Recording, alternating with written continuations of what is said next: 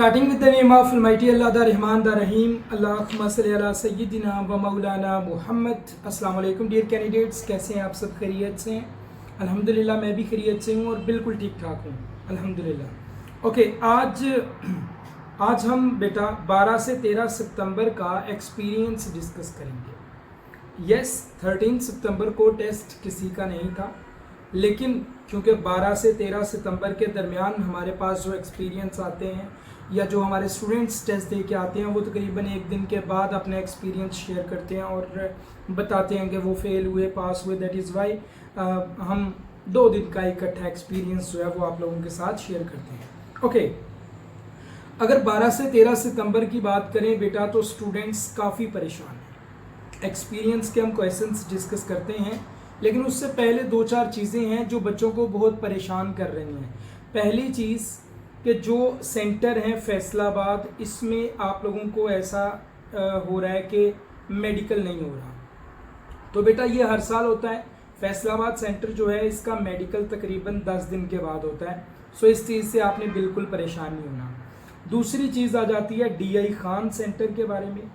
DI Khan centre में बेटा क्या हो रहा है कि टेस्ट नहीं हो रहे, उनके कोई सॉफ्टवेयर का इशू आ गया या कोई और इशू आ गया। दैट इज़ वाई उनके भी जो टेस्ट हैं वो अभी नहीं हो रहे, लेकिन अब होना स्टार्ट हो गए हैं। आई थिंक सो कि जो जिनका टेस्ट 18-19 को होगा उनका हो जाएगा टेस्ट। उसके अलावा मुल्तान सेंटर में जो मुश्किल आ रही है वो हाइट के रिलेटेड आ रही है। मैंने पिछली वीडियो में आप लोगों को बताया था।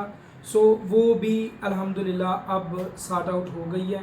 अब मुल्तान स्टेशन में जो लड़कियां जा रही हैं उनका हाइट का कोई इशू नहीं है। आपकी हाइट 5 फीट अभी भी ले रही हैं और सब ठीक हो गया, नॉर्मलाइज हो गया हर चीज़। ओके, तीसरी चीज़, हमारी जो स्टूडेंट 12 से 13 सितंबर के बीच में टेस्ट दे के आई हैं ना, उनको जो सबसे बड़ी परेशानी आई है पन्नू अकिल सेंटर में और कराची सेंटर में।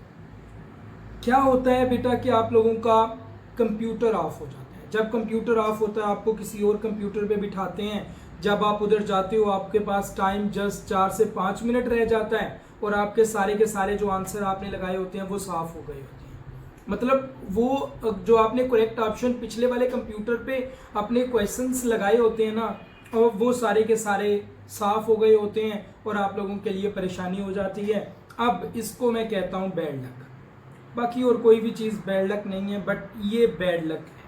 सो जो भी स्टूडेंट्स टेस्ट दे के आए हैं उनके लिए ये बैड लक है। और ध्यान से माउस पे ज़्यादा क्लिक नहीं करना, टाइम ज़्यादा नेक्स्ट प्रीवियस ऐसे क्वेश्चंस पे ज़्यादा नहीं जाना, ताकि आपका कंप्यूटर हैंग ना हो, बंद ना हो, प्लीज़। ओके, तो ये कुछ चीज़ें हैं जो डिस्कस करनी थी। टेस्ट पासिंग रेशो की अगर हम बात करें तो 12 से 13 सितंबर के बीच में बहुत सारी लड़कियां फेल हुई हैं। अगर मैं अपनी लड़कियों की बात करूं तो 12-13 सितंबर में तकरीबन 50-50 रही है हमारी रेशो। मतलब 8 लड़कियां टेस्ट देने गई थी, 4 पास हुई हैं, 4 फेल हुई हैं। सिंपल। सो हमारी 4 लड़कियां पास हुई हैं 12 सितंबर को। ओके, क्वेश्चन है जी, अभी हम क्वेश्चंस को डिस्कस करते हैं। At what speed do momentum and kinetic energy have the same values. Kinetic energy और मोमेंटम की सेम वैल्यूज़ होती हैं किस स्पीड पे? 2 मीटर पर सेकेंड पे। मोमेंटम बेटा देखो, मोमेंटम का फार्मूला होता है P = mv। काइनेटिक एनर्जी का फार्मूला होता है ½ mv²। जब हम इसको इक्वल रखें, मतलब mv बराबर कर दें ½ mv² के, मैथ से मैथ कट गया, ये v से v का स्क्वायर कट गया, तो इधर रह गया 1 = 1/2 v। ये 2 इधर जाके ज़रब खाएगा, 2 = v। So velocity will be 2 meter per second. Okay हो गया, इस तरह से ये निकलता है।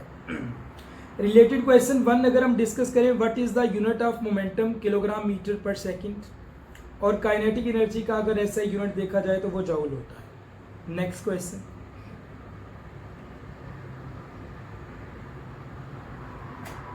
which phenomena shows that light is transverse in nature।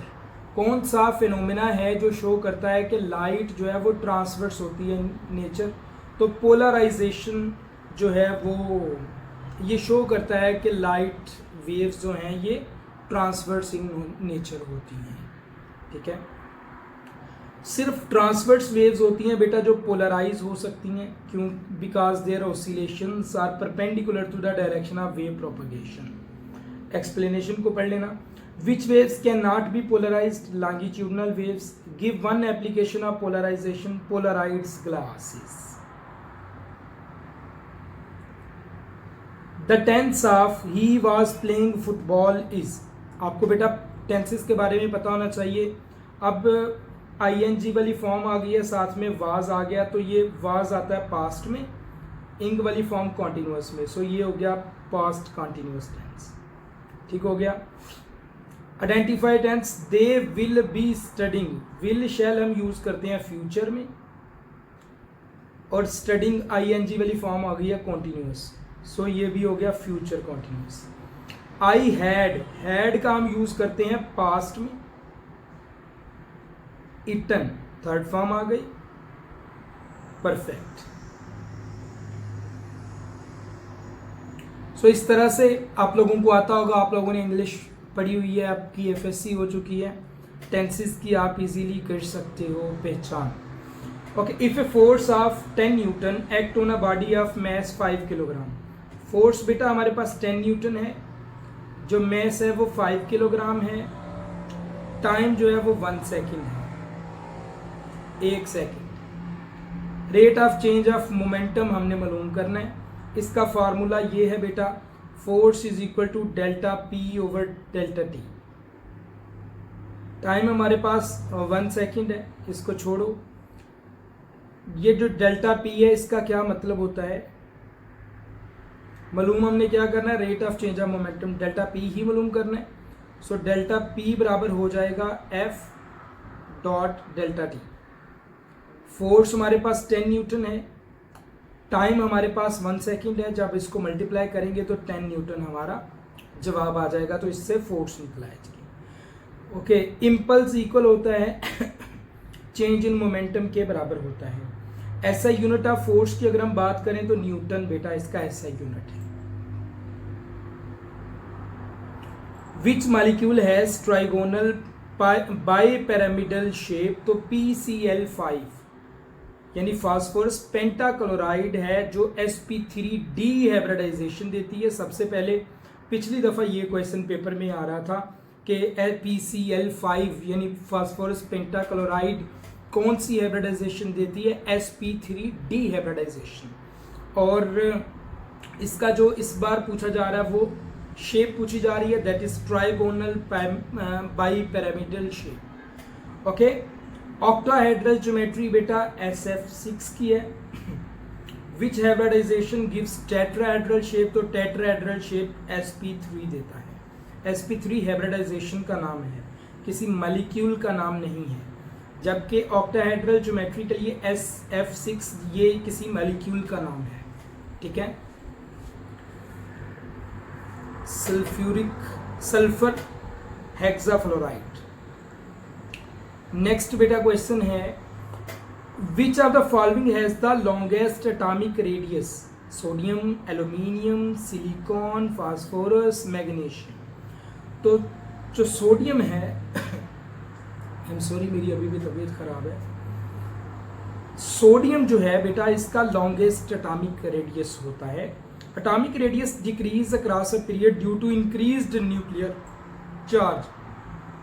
सो जो सोडियम है इसका लॉन्गेस्ट रेडियस होता है। Which element in period 2 has the smallest atomic radius, तो पीरियड 2 में नियॉन का स्मॉलेस्ट एटॉमिक रेडियस है।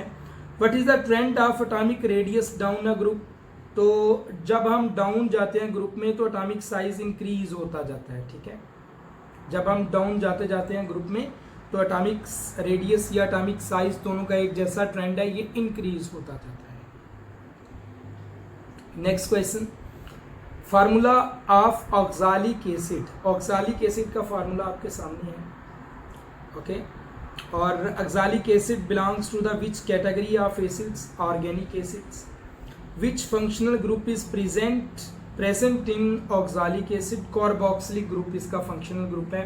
बेटा ये क्वेश्चन बी पेपर में पूछा जा रहा है। ठीक है। नेक्स्ट क्वेश्चन है, in a secondary alkyl halide the halogen is attached to how many carbons. Secondary alkyl halide के साथ halogen is attached, halogen attach होती है कितने कार्बन के साथ? 2 कार्बन्स के साथ सेकेंडरी अल्काइल हैलाइड्स में। प्राइमरी अल्काइल हैलाइड्स में 1 कार्बन, टर्शियरी अल्काइल हैलाइड्स में 3 carbon. Simple. Okay, primary alkyl halide halogen attached to how many carbons? 1, ऊपर मैं बता चुका हूँ। टर्शियरी अल्काइल हैलाइड का एग्जांपल है जी टर्शियरी ब्यूटाइल क्लोराइड। ये एग्जांपल्स भी आपने कर लेनी है। The promotion of flowering by exposure to low temperature is called vernalization. Which hormone is associated with flowering? तो फ्लोरेजन एक हार्मोन है जो कि एसोसिएट होता है फ्लावरिंग के साथ। Name a crop where vernalization is important. Wheat is the name of crop जिसमें वेनरलाइजेशन इम्पॉर्टेंट है।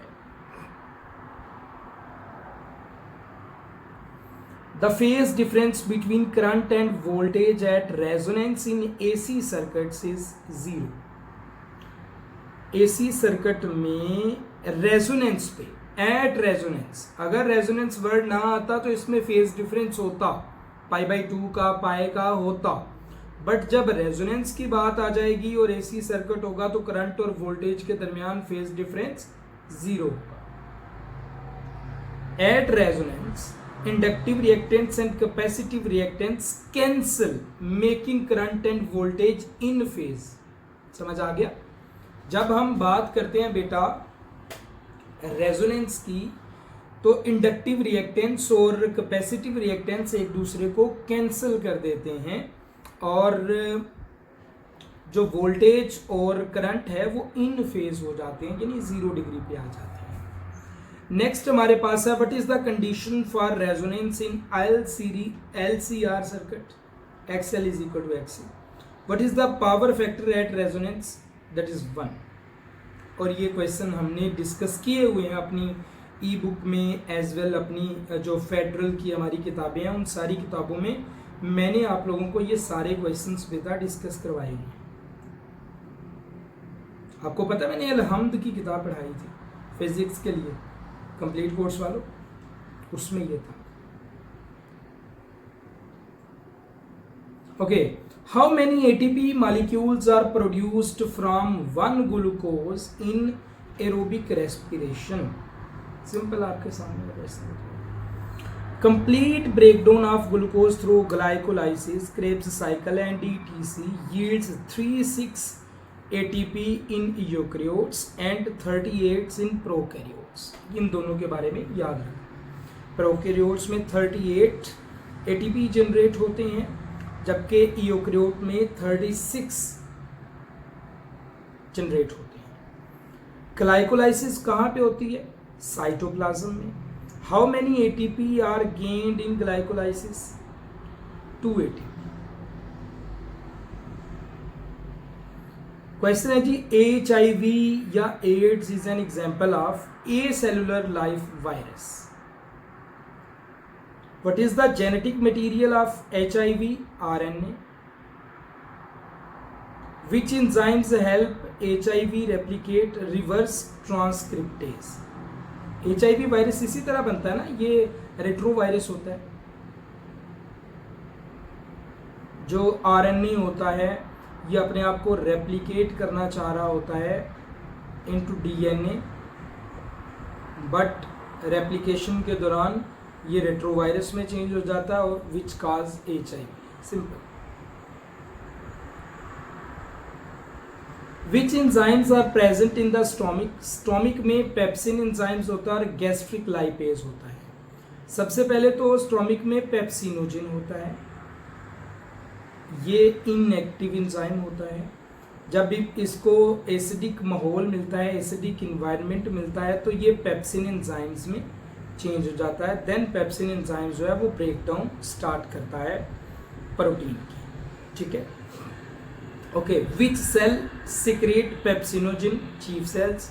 विच acids activates pepsinogen? Hydrochloric acid. ये मैं आप लोगों को ऊपर बता चुका हूँ सारी सिचुएशन जो भी होती है। What is the locomotory organ of paramecium? Cilia locomotory organ है बेटा, ठीक है। Paramecium moves with the help of cilia, tiny hair-like structures that beat rhythmically to aid locomotion and feeding. What is the locomotory organ of amoeba? Amoeba का जो लोकोमेट्री organ है वो pseudopodia है और यूजुलिना का फ्लैचुलम है। ये तीनों क्वेश्चन वेरी वेरी इंपॉर्टेंट हैं for your test. Which vitamin is essential for blood clotting? Blood clotting के लिए बेटा विटामिन के जो है वो बड़ा इंपॉर्टेंट है। ओके, अगर डेफिशिएंसी ऑफ विटामिन के हो जाए तो एक्सेसिव ब्लीडिंग होती है। Which vitamin helps in absorption of calcium? That is vitamin D. Okay, which metal is used in galvanisation? Galvanisation में कौन सी मेटल यूज होती है? That is zinc. Which metal is used for making filaments in bulbs? Tungsten. Which metal is best conductor of electricity? That is silver.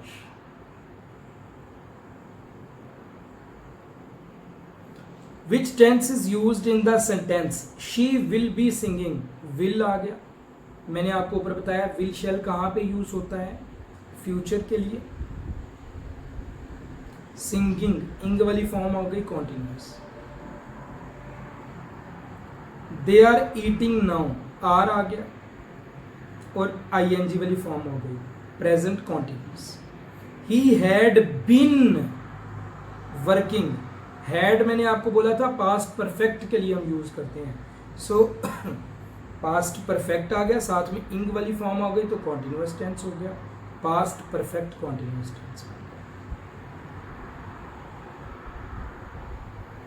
What is the boiling point of water at standard atmospheric pressure? देख लीजिएगा, ये सारे important हैं। Which planet is farthest from the sun? सन से दूर जो planet है वो नेपच्यून है। सन के क्लोज मरकरी है और जुपिटर सबसे बड़ा प्लेनेट है solar system. Which is the smallest unit of matter? Smallest unit of matter is an atom. Atomic theory John Dalton ने दी थी। इलेक्ट्रॉन जे थॉमसन ने डिस्कवर किया था। ये इंपॉर्टेंट क्वेश्चंस होते हैं, छोटे छोटे होते हैं लेकिन बड़े इंपॉर्टेंट होते हैं और इनको आपने बिल्कुल छोड़ के नहीं जाना। So these are all important questions from 12 to 13 September FNS experience. अल्हम्दुलिल्लाह। और अगर आप बेटा टेस्ट की अभी तैयारी करना चाहते हैं तो हमारा स्पेशल कोर्स स्टार्ट है, उसका आपने देख लिया होगा, एडवर्टाइजमेंट आ गया होगा वीडियो के बीच में, और ये हमारा ऑफिशियल नंबर है, इस पे आप कांटेक्ट करके क्लासेस की डिटेल ले सकते हो। पहली बात हो गई। दूसरी बात, अगर आपने टेस्ट पास कर लिया है और अब आप फर्दर जो इंटरव्यू वगैरह की तैयारी करना चाहते हो, then you may can contact on my official number. आपको फ्री में इंटरव्यू की तैयारी करवा दी जाएगी। व्हाट्सएप करें इस नंबर पे 0306 68 92 208। आपको जस्ट आपने व्हाट्सएप करना है, इंटरव्यू लिखना है, आपको ऑटोमेटिक कम्युनिटी का लिंक आ जाएगा, उसमें ज्वाइन हो जाएं। जैसे ही आपके टेस्ट ख़त्म हो जाएंगे सब स्टूडेंट्स के, इंटरव्यू की तैयारी स्टार्ट करवा दी जाएगी, साथ में मॉक इंटरव्यूज़ भी हम स्टार्ट करवा देंगे। ठीक हो गया? Thank you.